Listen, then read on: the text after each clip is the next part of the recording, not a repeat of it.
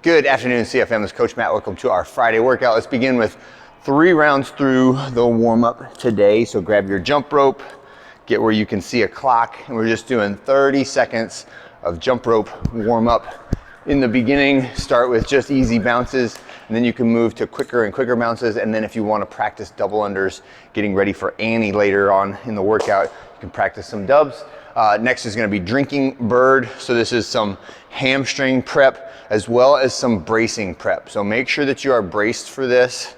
We are practicing that hip hinge just in a stagger stance format. So I have a very shallow stagger stance. Both knees bent, hips pushing back, shoulders pushing forward, stretching out that hamstring primarily on the front leg, okay? Next one is grasshoppers. These ones from the plank position and reaching the elbow, or reaching the knee to the opposite elbow, 10 reps on each side. Try to stay down in that plank, and then we're gonna do a psoas lunge. This is one of my favorite feel-good stretches.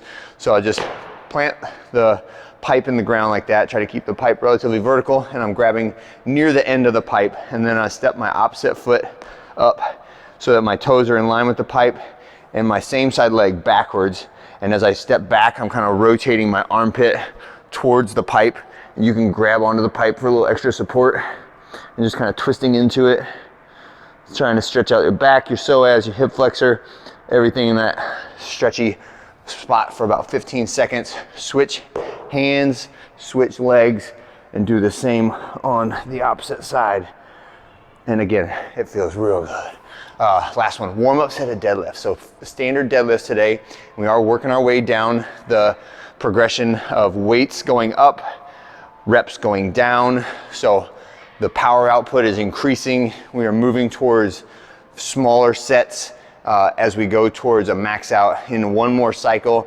The deadlift max out cycle will be 3 weeks removed from the regular strength training max out cycle.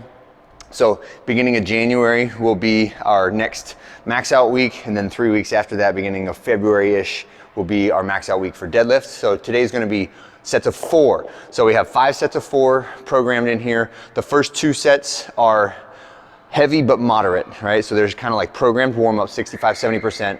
The work sets are 80, 85, and 85 plus. Whatever 85 plus means to you is completely how you feel on the day of the deadlifts, right? So if you don't get to 85%, then don't do the next set at 85 plus. If you do the 85%, you get it and you feel good, then go ahead and add a little bit. But I would expect 5% at the most for that jump on the second set, okay? Or on the final set of deadlifts. But this is just pulling the bar from the ground, shins to hips with the back nice and tight, focusing on the glutes and hamstrings. At the top, remember to squeeze your butt, squeeze your abs, don't hyperextend your back, okay? That's our deadlifts. Band assisted max height jump, 3 reps, right? That's all we're doing is 3 reps of this. This is what I would call a neurologic priming exercise, as opposed to something that's supposed to make you tired, right? This is changing from heavy and slow to quick and explosive, contracting the muscles as fast as you possibly can, with the ideal scenario being that we have the time available to perform both these exercises without fatiguing you too much. But if I add in this second exercise, ideally it should help you perform better on the main strength lift because of the neurologic priming that occurs when I try to contract my muscles as fast as I possibly can. And then I add a little bit extra when I use the band for assistance, because that lightens the resistance even further, allowing me to contract the muscles even faster, and that helps with more neurologic stimulation of the entire chain of muscles that I'm gonna eventually use to deadlift again. So the deadlift is the focus, but these require max effort in order to improve the deadlift. So if you notice, I have the band sort of like laid halfway over the bar right here, and I'll stand, put one hand through each of those loops, and then grab the loop as it comes away from the bar. And now I will squat and jump and pull at the same time in order to get my body as high off the ground as I possibly can, right? 1, 2, 3. I'm trying to get my nose to the bar every single time. That's it. 1, 2, 3, and done.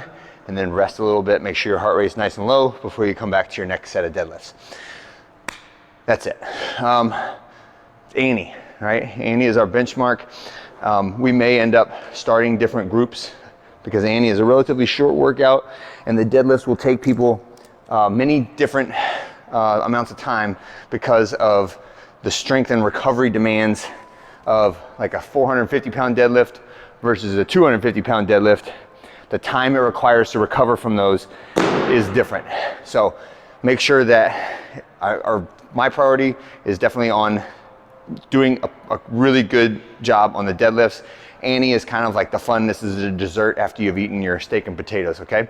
So Annie is 50, 40, 30, 20, 10 reps for time of double unders and ab mat sit-ups. So double under is with the jump rope, I jump once, the rope passes around my feet twice, and ideally we're repeating that sequence with finesse and skill, and we don't trip at all. And that's not reality. Everyone has that one Annie that they can remember where they did awesome on double unders. And then I have like 10 of them, this is me, where I jumped and I got 7 reps and then I tripped. And then I got 15 more reps and then I tripped. And I'm like, ah.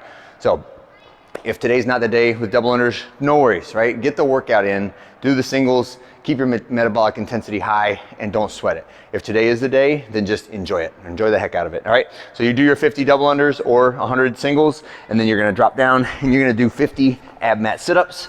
Make sure, and the ab mat sit-ups is my head, my fingertips, my shoulders, everything touching the ground. As I sit up, I want my shoulders forward of my hips, getting all the way to the top of that range of motion. So I know you can do sit-ups faster if you'll raise your butt up, not quite go all the way to the ground and just kind of go back and forth like this. You will get a better workout if you do the same speed or try it for the same speed, but get more range of motion, right? And this is a workout where it's a lot of ab mat sit-ups. I have done this numerous times and had my abs start to cramp when I get into like the 30s and the 20s. So that's a fun feeling. But it only comes when you are really fatiguing those muscles and going from nothing to everything in a very short amount of time, all right? So 50, 40, 30, 20, 10, or 100 singles, 50 sit-ups, 80 singles, 40 sit-ups, 60 singles, 30 sit-ups, et cetera, et cetera. And Annie, I would say the goal time for Annie is 10 minutes-ish or faster. And we've seen people do it as fast as like 5.5 minutes. And if it takes you 13, 14 minutes, that's okay too, right? So think about median time of 10, and that's our goal for today, all right? That's it for this Friday. I'll see you guys on Saturday.